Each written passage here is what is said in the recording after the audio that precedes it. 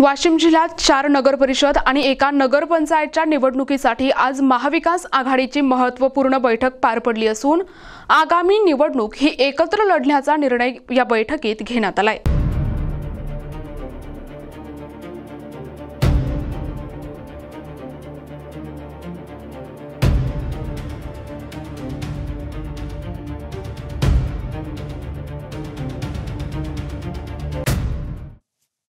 या बैठकीला उद्धव ठाकरेंच्या शिवसेनेचे खासदार संजय देशमुख, काँग्रेसचे आमदार आणि जिल्हाध्यक्ष अमित झणक तसेच शरद पवारांच्या राष्ट्रवादी काँग्रेसचे जिल्हाध्यक्ष बाबाराव खडसे यांची उपस्थिती होती।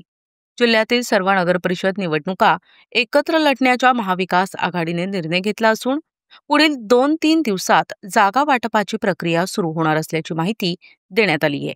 दरम्यान वंचित बहुजन आघाडीने वाशिम आणि मंगरुळपीर येथील उमेदवारी अद्याप जाहीर केलेली नाही।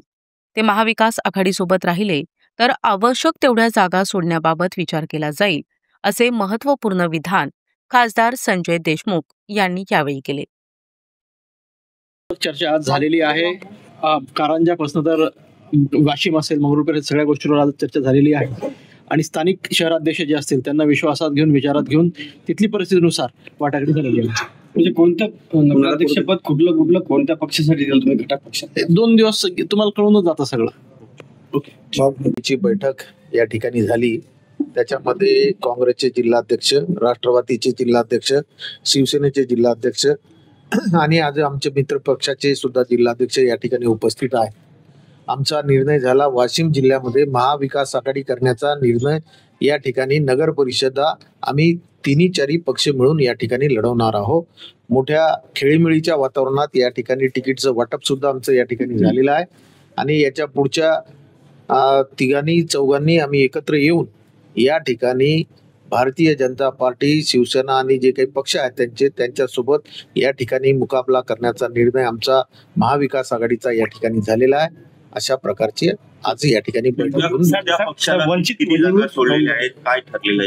आमच्या जागा वाटप या ठिकाणी बऱ्याचशा प्रमाणात झालेला आहे, काही थोड्या प्रमाणात राहिलेला आहे। त्याच्यामुळे अजून आकडा काही सांगता येणार नाही, परंतु आम्ही एका मतानं एका दिलानं या ठिकाणी निर्णय घेतलेला आहे की छोट्या मोठ्या गोष्टीसाठी भानगडी करायच्या नाही, परंतु महाविकास आघाडी या जिल्ह्यामध्ये एकत्रितपणे या ठिकाणी लढणार आहे। सर, वंचितला तुम्ही ऑफर दिली होती, नेमकं काय झालं?